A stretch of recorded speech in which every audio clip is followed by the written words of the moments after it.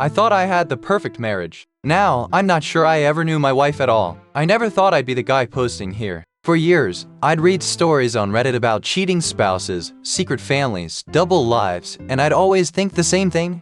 How do people not notice? Now I understand, because when you trust someone completely, your brain becomes their accomplice. My wife and I have been married for 12 years. We have 2 kids, a nice house, decent jobs, family vacations every summer, movie nights every Friday. The kind of life people look at and call stable. My wife, Emily, was the person everyone loved. Teachers loved her. Neighbors loved her. My parents loved her. Hell, even my ex-girlfriend once told me she seemed too perfect. I laughed at the time. Now that comment keeps me awake at night. Emily volunteered at school events. She organized charity drives. She remembered everyone's birthdays. She baked cookies for new neighbors. She somehow managed to make every person she met feel important. For 12 years I believed I had won the lottery. Then the little things started. Nothing dramatic. Nothing that would justify accusing your spouse of anything. Just tiny moments. The first one happened about 8 months ago. Emily worked as a project coordinator for a healthcare company. Most days she worked normal hours. Then suddenly she started staying late.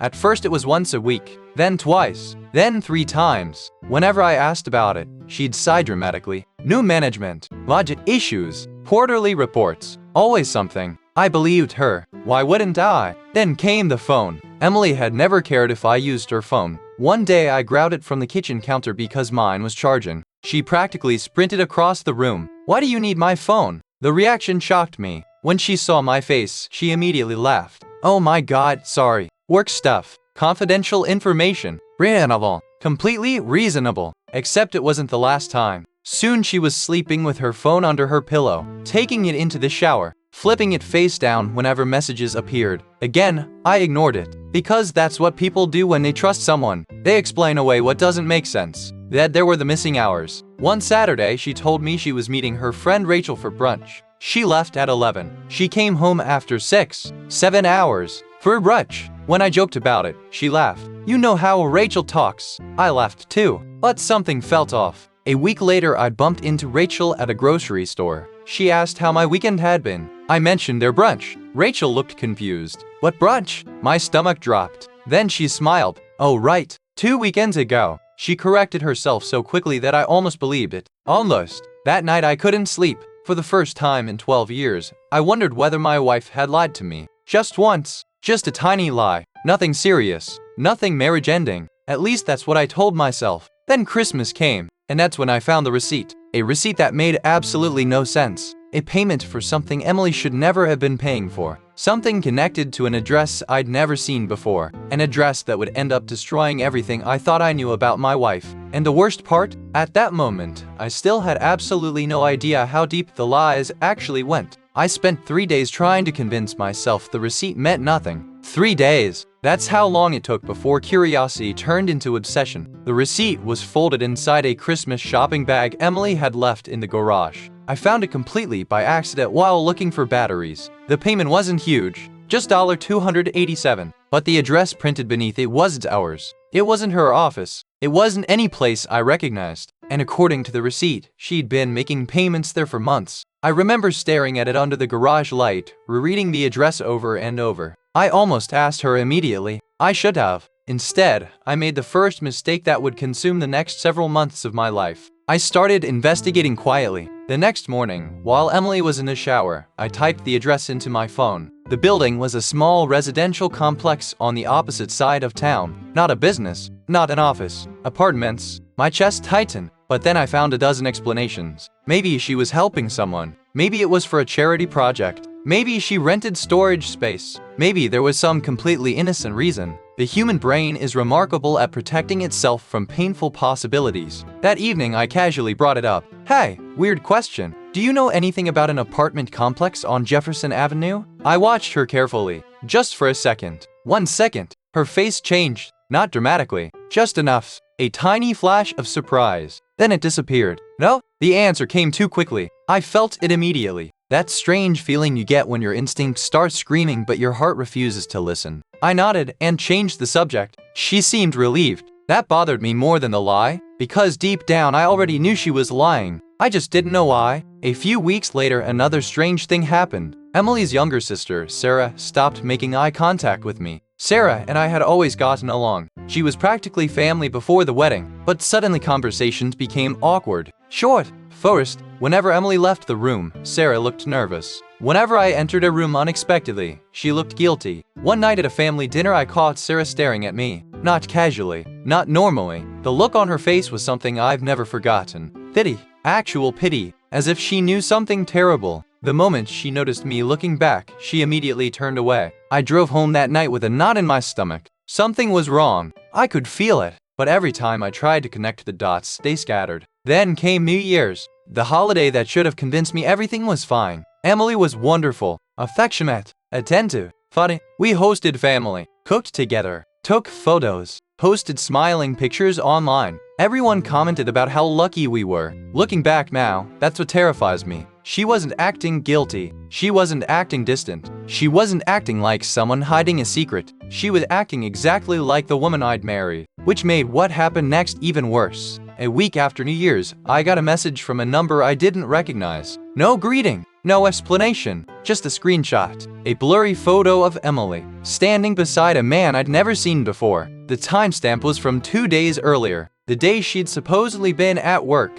Under the photo was a single sentence. I think you deserve to know the truth. Then the sender blocked me before I could reply. I spent the entire night staring at that picture, trying to convince myself there had to be an explanation. A coworker, a client, a friend, anyone. But when I zoomed in, I noticed something that made my blood run cold. The man's hand wasn't at his side. It was resting on the small of my wife's back, and she wasn't moving away. She looked comfortable, like she'd stood beside him 1,000 times before. That was the moment I stopped wondering whether something was wrong, and started wondering how much of my marriage had been a lie. The next morning, I called the only person I trusted enough to help me. My best friend, Mark. I had no idea that call would lead us straight into a secret that had been hidden for years, or that the man in the photograph was only the beginning. When I called Mark, I expected him to tell me I was overreacting. Instead, he went quiet, uncomfortably quiet. I texted him the photo. 5 minutes later, he called me back. Where did you get that? His voice sounded different. Serious. I explained the anonymous message, the blocked number, the picture, everything.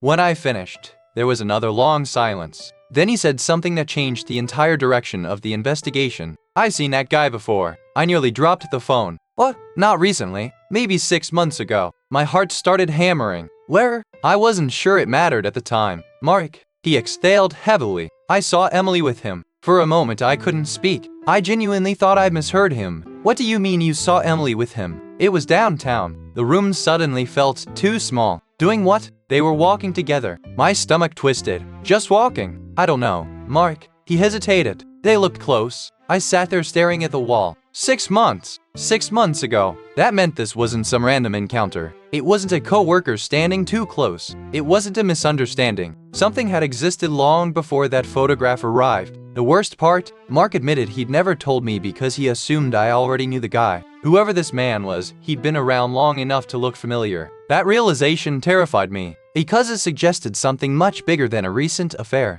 For the next week, Mark became my unofficial investigator. Neither of us felt proud about it, but every answer raised new questions. I started paying attention to details I'd ignored for years. Credit card statements, bank transfers, calendar entries, work schedules, gas purchases, everything. And the more I looked, the worse things became. At first it was little inconsistencies, lunch expenses in locations nowhere near her office, parking charges she'd never mentioned, hours that didn't line up. Then I found something that genuinely scared me. A second checking account. Not secret exactly, just hidden. An account I'd never seen before. The balance wasn't huge, a few $1,000s, but there were regular deposits. Every month. Going back years. Yes, I remember staring at the transaction history feeling physically sick. This wasn't a spontaneous affair. This wasn't someone making reckless decisions. This looked organized, planned, maintained, almost professional. When I confronted Emily about the account, she didn't panic. She laughed, actually laughed. It's my emergency fund. What emergency fund? She rolled her eyes. The one every financial advisor recommends. Why didn't you tell me? Because you'd obsess over it. The explanation sounded reasonable. maybe even logical. But something felt wrong. When I asked why some deposits were cash rather than direct transfers, she immediately became defensive, then angry, then emotional. The conversation followed a pattern I would later recognize hundreds of times. Deny,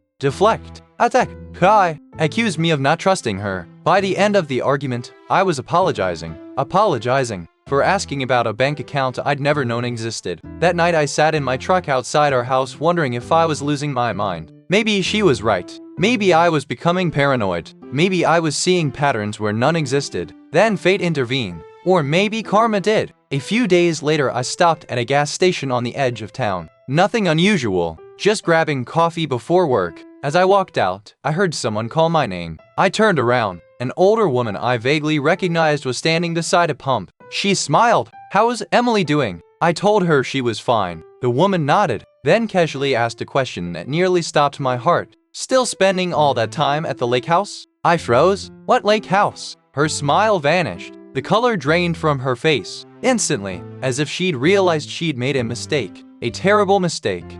She stopped, looked around, then shook her head. "Never mind." I stepped toward her. "What lake house?" She wouldn't answer. She got into her car and drove away. Just like that, leaving me standing beside the pumps, completely stunned, because Emily and I didn't own a lake house. We never had, as far as I knew, but the woman had spoken with absolute certainty, like it was common knowledge, like she discussed it before, and suddenly that mysterious address from the receipt didn't seem so mysterious anymore. That night, after Emily fell asleep, I drove across town, for the first time, to the address on the receipt. I expected answers. What I found instead made me realize I was nowhere near the truth. Because parked directly outside the building was the same car I'd seen in the anonymous photograph. And when I looked up at the second-floor balcony, I saw my wife step outside. I don't remember driving home. I remember sitting in my truck across the street from the apartment building. I remember staring at the balcony. I remember my hand shaking so badly I nearly dropped my phone. But everything after that feels fragmented, like pieces of a nightmare, because there was no misunderstanding anymore, no innocent explanation, no coincidence. I had just watched my wife walk out onto the balcony of an apartment she had never told me existed, an apartment connected to mysterious payments, an apartment associated with the man from the photograph, the man whose hand had been resting comfortably on her back. I stayed there for nearly 2 hours, waiting, watching, trying to gather enough evidence that I couldn't later convince myself I'd imagined it. Then the apartment door opened. A man stepped outside. The same man, no doubt about it. The same face from the photograph. The same car parked below. He walked onto the balcony. Emily smiled. Not politely, not casually. The way people smile when they know someone intimately. The way they smile when they're happy to see them. The way she'd smiled at me for years. I felt something break inside my chest. The two of them stood there talking. Lave, comfortable, familiar. At one point he touched her shoulder. She didn't pull away, didn't flinch, didn't seem surprised. It was the body language of two people who had spent a great deal of time together. Eventually they went back inside. I sat frozen in the truck. The reality was obvious. My wife was having an affair, and yet somehow that realization felt too simple. Because one thing didn't make sense. If this was a normal affair, why the apartment? Why the secret account? Why the years of hidden payments? Why the strange reactions from her sister? Why the anonymous warning? There were too many moving parts. Too many people acting strangely. Too many pieces that didn't fit. The next morning I told Mark everything. He listened quietly. Then he said something unexpected. "You need to know who he is." That became our next mission. For 3 days we worked backward from the car, the apartment, the photograph, social media, public records, anything we could find. Eventually we got a name. Daniel. No last name initially, just Daniel. The first breakthrough came from an old neighborhood Facebook group. Someone had tagged him in a community fundraiser years earlier. We finally got a full name. Then things escalated fast, because Daniel wasn't some random fling. He wasn't a coworker. He wasn't someone Emily had recently met. The first online photo connecting them was over 4 years old. 4 years. I remember staring at the screen in disbelief. The image showed a charity event, a crowd of volunteers. Emily was there, Daniel was there, and while nobody else would have noticed, I immediately saw it. The way they were looking at each other. Now that I knew what I was seeing, it was impossible to miss. My stomach dropped. 4 years, not months. Yes, the affair wasn't a mistake. It wasn't a temporary lapse in judgment. It was a second relationship. A long-term one. One she'd somehow hidden while raising children, attending family holidays, celebrating anniversaries, and sleeping beside me every night. I confronted her that evening, not with everything, just enough to test her. Who's Daniel? For the first time since this nightmare began, I saw genuine panic. It lasted maybe half a second, then it vanished. Daniel who? I showed her a screenshot. Immediately she laughed. Actually laughed. Oh my god. What? He is from a volunteer program. That's it. Her answer came instantly. Too instantly. I watched her eyes, her hands, her breathing. Every instinct I had screamed that she was lying. Then she did what would become her favorite tactic. She started crying. Not because she'd been caught, because I'd asked. She accused me of spying, of invading her privacy, of becoming paranoid. By the end of the argument, she was sobbing and asking how I could think so little of her. And for a brief moment, I almost fell for it. Then something happened that changed everything. At 2 in the morning, my phone buzzed. Unknown number. One message. No greeting. No explanation. Just a photograph. A photograph of Emily, Daniel, and a little girl, maybe 7 years old, standing together in matching Christmas sweaters, like a family. Underneath the photo were 8 words. You still don't know who he really is. Then another message arrived. A single sentence. The sentence that completely shattered my understanding of the situation. Start by checking the birth certificate. And suddenly the affair wasn't the most terrifying possibility anymore. I didn't sleep that night, not even for a minute. I sat at the kitchen table staring at the 2 anonymous messages. The family photo, a little girl, the words, start by checking the birth certificate. I must have read them 1,000 times before sunrise. At first I thought the sender was claiming the child belonged to Daniel and Emily. That seemed impossible. Our daughter was 10. Our son was 8. There was no missing child, no hidden pregnancy, nothing remotely like that. But the message didn't say whose birth certificate, just the birth certificate. Singular, specific, intentional. And that uncertainty terrified me more than a direct accusation. By 7 in the morning, I was already searching through old files, tax records, insurance documents, medical paperwork, anything. Part of me felt ridiculous. Another part knew that every strange clue so far had turned out to matter. 3 hours later I found it. Our marriage certificate folder. Inside were copies of various documents we'd needed over the years. Passports, birth certificates, legal records, the kind of paperwork most people never examine closely. I started with Emily's birth certificate. At first nothing seemed unusual. Then I noticed something. A date, a correction stamp, tiny, almost invisible. I nearly missed it. Someone had amended the document years after it was originally issued. I called the records office. The woman on the phone was polite but firm. She couldn't provide details without authorization, but she did confirm one thing. The certificate had been legally modified years ago, long before I met Emily. My pulse started racing. Modified? Why? For what reason? What had been changed? I spent the entire day trying to get answers, and got nowhere. Meanwhile, Mark continued digging into Daniel. That evening, he called me sounding more unsettled than I'd ever heard him. We've got a problem. What now? Daniel doesn't exist. I thought he was joking. What do you mean? I mean he exists, but not the way we thought. Mark explained. The name we'd found was real, but most of the records connected to him were strangely incomplete. Employment history missing, address history inconsistent, old records disappearing, large gaps in public information. It was as if someone had carefully scrubbed portions of his life, not perfectly, just enough to make investigation difficult. The more we searched, the stranger it became. Then came another breakthrough, an accidental one, the kind that changes everything. Emily's Aunt Margaret called me, completely unaware of what was happening. She wanted help organizing photographs for an upcoming family reunion. Normally, I'd have declined. Instead,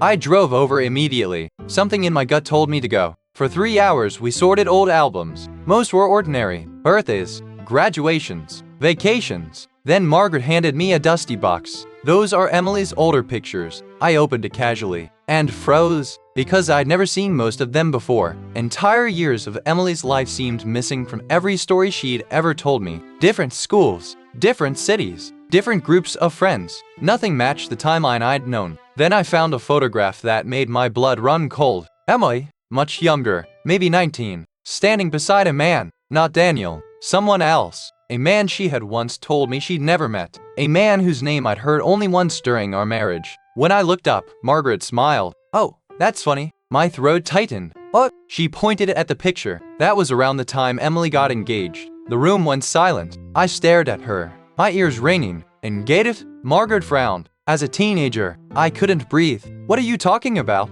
Her smile disappeared, slowly, very slowly. Then I watched realization spread across her face. The kind of realization people have when they suddenly understand they've revealed something they were never supposed to mention. She whispered one sentence that completely changed the investigation. Wait, then she looked directly at me. You didn't know about her first fiancé? And in that moment I realized there was an entire chapter of my wife's life that had somehow been erased. Not forgotten, erased, literally. And if she hidden an engagement before our marriage, what else had she hidden? More importantly, who had helped her keep it secret for 12 years? After Margaret's slip-up, I stopped looking at the situation as an affair. An affair implied a single betrayal, a bad decision, a secret relationship. What I was uncovering felt different. It felt engineered. Every answer revealed 3 more questions. The hidden apartment, the altered birth certificate, the mysterious fiancé, the anonymous messages, the people around us who seemed to know fragments of the truth. I started wondering if I'd spent 12 years living inside a story someone else had written. Margaret called me the next morning. She sounded nervous,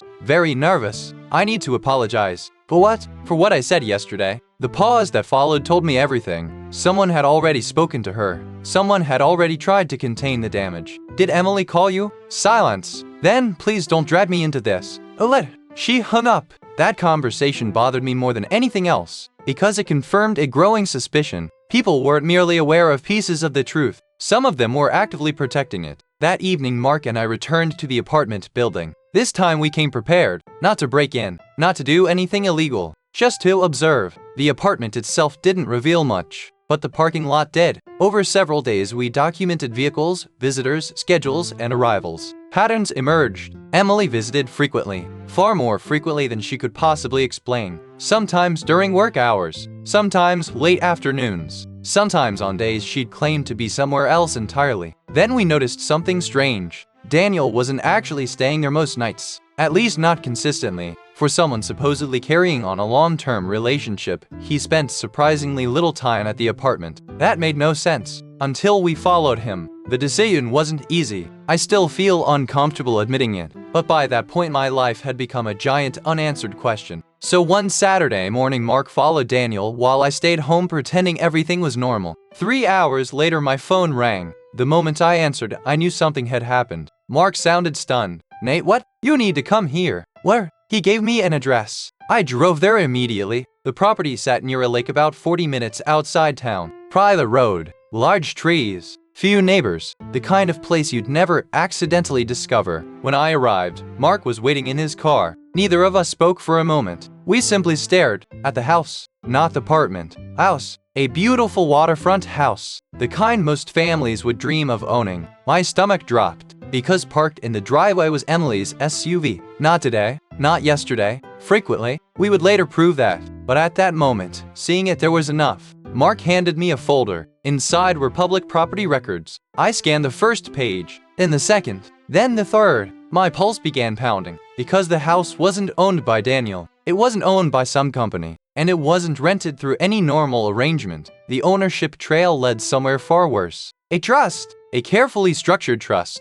one that concealed the direct beneficiary, but not perfectly. There was a name attached to several financial documents. A name I recognized instantly. Emily. I felt physically ill. The receipt, the payments, the missing money, the secret account, all connected. My wife had access to an entire property she'd never mentioned, a property hidden so carefully that even public records barely revealed her involvement. But the biggest shock came 30 minutes later, because while we were sitting there, trying to process everything, a vehicle pulled into the driveway. Not Daniel's, not Emily's, a silver sedan. The driver stepped out, and I immediately recognized him. My brother-in-law, Sarah's husband, a man I'd spent holidays with for over a decade, a man who'd stood beside me at family gatherings, a man I'd trusted completely. He walked to the front door, unlocked it with a key, and went inside. Mark slowly turned toward me. Neither of us spoke. We didn't need to, because one thing had just become undeniable. The secret property wasn't being hidden by one person. It was being protected by multiple people.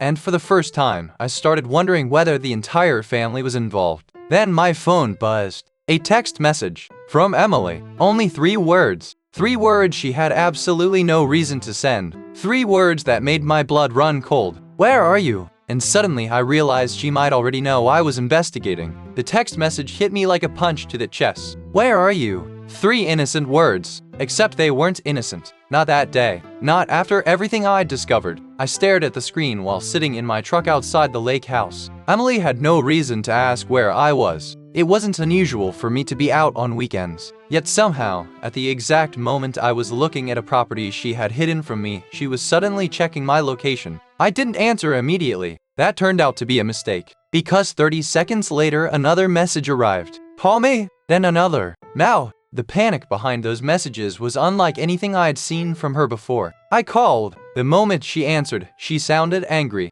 Not worried. Angry? "Why aren't you answering your phone?" I was driving. A lie. One of many I would tell over the following weeks. The irony wasn't lost on me. She was silent for a moment. Then, "Where are you?" There it was again. Not how I was. Not when I'd be home. Where I was? Specifically, I gave her a vague answer. She seemed unconvinced. The conversation ended awkwardly. When I hung up, Mark said something that hadn't occurred to me. How did she know to check? I didn't have an answer, but the question haunted me all the way home, because it implied something terrifying. If Emily knew I was investigating, then someone was feeding her information. The next few days were a blur. I became obsessed with timelines. Every vacation, every work trip, every family emergency, every unexplained expense. I covered an entire wall of my home office with notes, dates, names, addresses, connections. The deeper I looked, the worse things became. Events I once considered random started fitting together. A canceled anniversary dinner 5 years earlier. A sudden weekend conference. A family reunion Emily insisted on attending alone.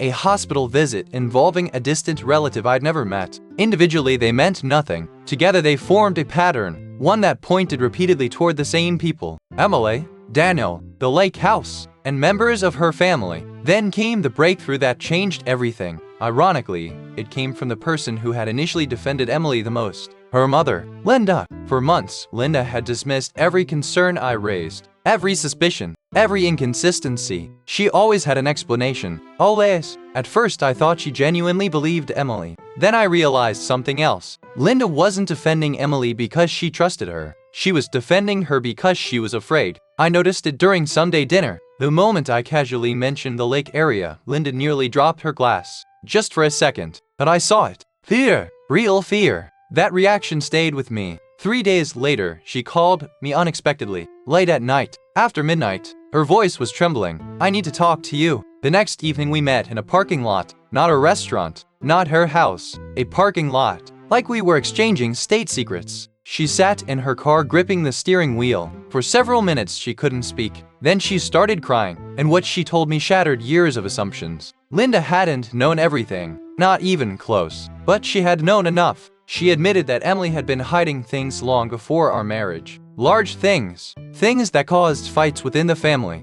Things nobody discussed openly anymore. Whenever questions arose, Emily somehow convinced everyone to move on, to stop asking, to let the past stay buried. Then Linda revealed something even worse. The family hadn't been protecting Emily. They'd been protecting themselves. Because years ago, they had helped her cover up a secret. A secret so significant that exposing it now could destroy multiple relationships at once. My heart was pounding. What secret? Linda shook her head. No, you called me. I know. Then tell me. She looked genuinely terrified. The kind of fear that comes from carrying something for years. Then she finally whispered, "It started before you met her." My stomach tightened. The fiancé? Linda froze. I knew immediately I'd hit something important. Her face went pale. "How do you know about him?" I didn't answer. She stared at me for several seconds, then slowly nodded. As if reaching a decision, she opened her purse, pulled out a worn envelope, and handed it to me. Inside were old photographs, letters, documents, pieces of a life I'd never known existed.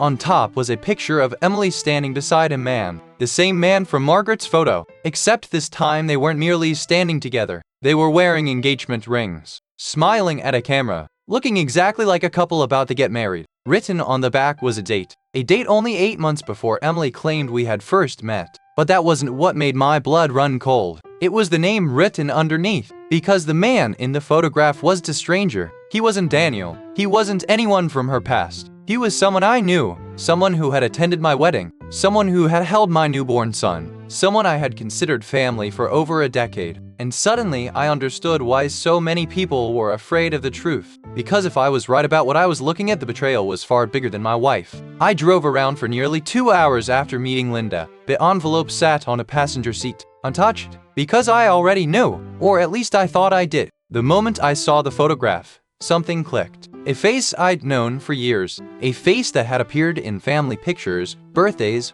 barbecues, Christmas gatherings. A man I trusted, a man my children called uncle. I kept hoping I was wrong. That exhaustion had distorted my thinking. That grief had made me irrational. By the time I finally opened the envelope again, I was parked beside an empty baseball field. I spread the contents across the passenger seat. Letters, cards, old photographs, a photocopy of an engagement announcement. And there it was, the name, Michael, Sarah's husband, my brother-in-law, the same man Mark and I had watched unlock the lake house. For several minutes I simply stared. My brain refused to process it. Michael had been engaged to Emily, not casually dating. Engaged, months before she supposedly met me. Yet in 12 years of marriage she had never mentioned it. Not once. Neither had Michael. Neither had Sarah. Neither had anyone else. An entire engagement had somehow disappeared from history. And now I knew why Margaret had looked terrified. Why Linda was afraid. Why Sarah had avoided eye contact. They all knew pieces of it. Maybe not everything,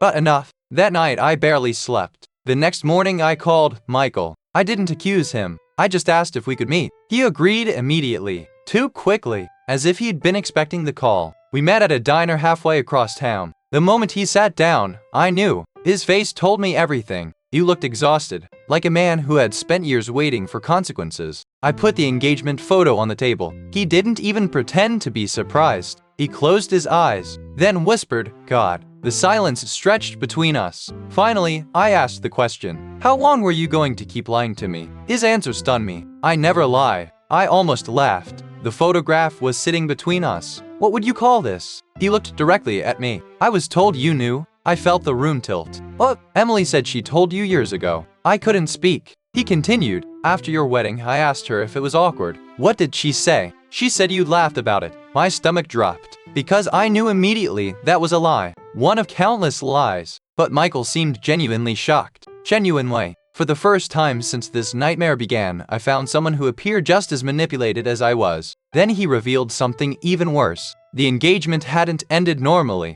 There had been a scandal, a massive family conflict, arguments, accusations, relationships destroyed. According to Michael, the entire family spent years trying to bury it. Not because of what happened between him and Emily. Because of what happened afterward. What happened afterward? His expression changed. Fear. The same fear I'd seen in Linda. The same fear I'd seen in Sarah. The same fear I'd seen in Margaret. Suddenly everyone seemed terrified of the same thing. Michael looked around the diner, then lowered his voice. There was another man. Daniel. My mind immediately went there. Michael shook his head. No, not Daniel. Someone else. Another name. Another hidden chapter. Another person I'd never heard about. I felt physically sick. Every time I thought I'd reached the bottom, the ground disappeared beneath me. Then Michael said the sentence that completely changed the investigation. "The affair didn't start after your marriage." I stared at him. "What?" He swallowed hard. "It started before it." The world seemed to stop. "No, I'm sorry."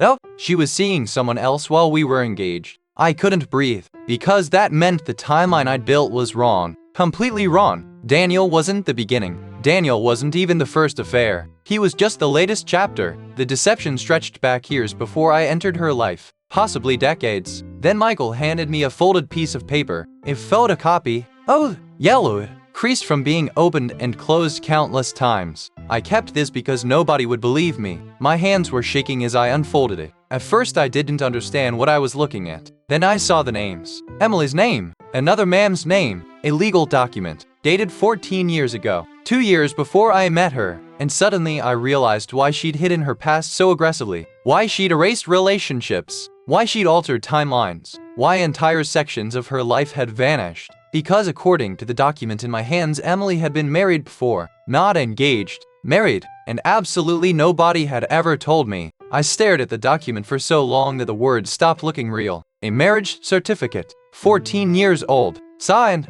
filed, labeled, Emily's name, another man's name, a married, not an engagement, not a serious relationship, a marriage. I must have read it 20 times before I accepted what I was seeing. My wife had been married before, and somehow, over 12 years together, she had never told me. Neither had her family. Neither had any of our mutual friends. Nobody. An entire marriage had been erased from existence. At that point, I should have been furious. Instead, I felt numb. Because the secret marriage wasn't even the most disturbing thing anymore. The most disturbing thing was realizing how many people had participated in the cover-up. Not necessarily through active lies. Sometimes through silence. Sometimes through assumptions. Sometimes because Emily had manipulated them so thoroughly they no longer knew what was true themselves. Over the next 2 weeks, everything accelerated. The walls began collapsing. The anonymous source contacted me again. This time they didn't send a photograph. They sent a name and a phone number. Nothing else. I called.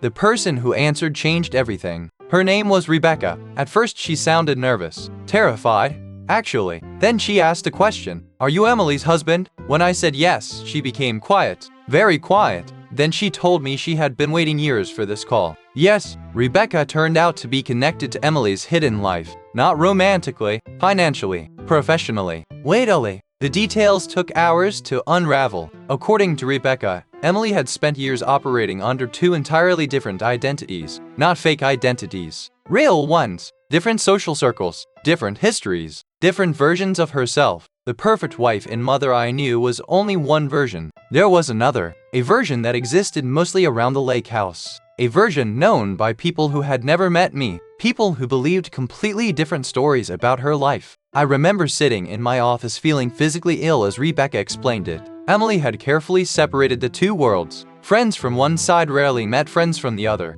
Events were scheduled strategically. Social media was curated meticulously. Even family gatherings were managed to prevent overlap. The level of planning was astonishing. Then came the biggest revelation yet. Daniel, the man I believed was the center of everything. The affair, the apartment, the secret relationship. He wasn't the mastermind. He wasn't even the original secret. He was another victim. Rebecca proved it. Documents, messages, emails, financial records. Years of them. Daniel genuinely believed Emily was building a future with him. He knew she was married, but according to Rebecca, Emily had spent years telling him our marriage was effectively over, that we were only together for the children, that divorce was imminent, that she was trapped. Every cliché imaginable. And somehow he believed it. Just as I had believed entirely different lies. We were living inside separate versions of the same story. Then came the discovery that finally explained the lake house. The trust, the hidden accounts, the mysterious payments. The property wasn't a love nest. It wasn't simply an affair location. It was a hub,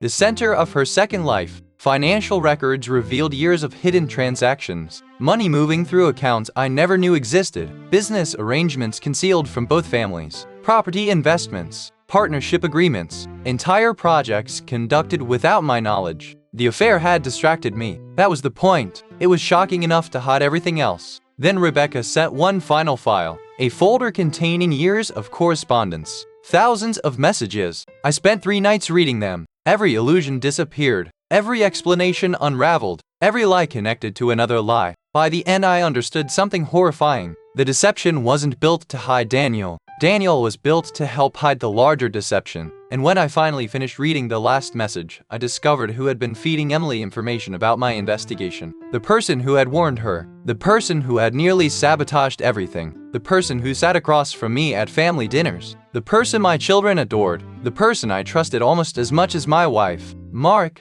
my best friend. The man who had helped me investigate from the beginning. And suddenly the final confrontation became unavoidable, because the last pieces of the puzzle had finally fallen into place, and there was nowhere left for anyone to hide. When I discovered Mark's name in the messages, I honestly thought there had been some mistake. Not denial, not wishful thinking, a genuine belief that the evidence had to be wrong. Mark had been my friend for 17 years, best man at my wedding, the first person I called when my son was born, the guy who helped me move houses, the guy who sat with me when my father died. He wasn't just a friend, he was family. Yet there it was, message after message, screenshots, forwarded conversations, warnings, information, for years, not daily, not constantly, but enough enough to keep Emily informed whenever rumors surfaced, enough to help her stay one step ahead, enough to protect her. I felt more devastated by Mark than by the affair, because by then I expected betrayal from Emily. I didn't expect it from him. I called him that night. No warning, no preparation, just one question: how long? The silence on the other end lasted almost 10 seconds. Then he whispered, "You know." Not a denial, not confusion, just resignation. I hung up. 2 hours later, he showed up at my house. And for the first time in 17 years, I refused to let him inside. We talked on the porch. He looked broken, older, smaller somehow, not like the confident friend I'd known, like a man carrying years of guilt. His confession was ugly, not dramatic, not explosive, just pathetic. Years earlier, he accidentally learned about the apartment. Emily convinced him she was preparing to leave me. Then she convinced him I was emotionally checked out of the marriage. Then she convinced him the situation was temporary. Then she convinced him she needed time. Every year brought another explanation, another reason, another promise. He wasn't part of the affair. He wasn't involved romantically. He'd simply become another person trapped in her web. By the end, he hated himself. And honestly, I hated him too. But not as much as I hated the person who created all of it. 3 weeks later, the entire family gathered. Not for a holiday, not for a celebration, for the truth. Emily arrived expecting another private argument. Instead, she found everyone waiting. Her parents, Tao, Michael, Mark, Ruretka, Daniel, and Mate. I will never forget her face. For the first time in 12 years, Emily looked genuinely afraid. Not defensive, not manipulative. Afraid. The confrontation lasted nearly 6 hours. Every lie was dismantled, one by one. The apartment, the hidden accounts, the trust, the lake house, the affair, the secret marriage, the erased engagement, the altered documents, the financial deception, the false stories she told different people, every contradiction, every manipulation, every excuse. At first, she denied everything. Then she minimized it. Then she blamed misunderstandings. Then she blamed depression. Then childhood trauma. Then loneliness. Then me. Then Daniel. Then her family. Then everyone except herself. Eventually, there was nowhere left to run. The evidence was overwhelming. People she thought would protect her started speaking. People she'd controlled for years finally stopped covering for her. One by one, her support system collapsed. The most painful moment wasn't discovering a new lie. It was hearing Daniel speak, the man I had hated for months, the man I blamed for destroying my marriage. He looked at me and said, "I thought she was leaving you." And I believed him, because his devastation looked exactly like mine. Different role, same victim. That realization changed something inside me. The affair had never been the whole story. It wasn't even the main story. The main story was manipulation. Years of it. Dozens of people affected. Entire lives built on carefully managed falsehoods. When the confrontation finally ended, Emily sat alone. Nobody left with her. Nobody defended her. Nobody had anything left to say. For the first time, she faced the consequences without an audience she could control. The divorce was finalized 8 months later. The financial investigation uncovered enough evidence to protect my interests and secure stability for the children. The lake house was sold, the trust dissolved, the hidden accounts exposed. The second life ended. As for me, recovery wasn't dramatic. There was no movie ending, no instant healing,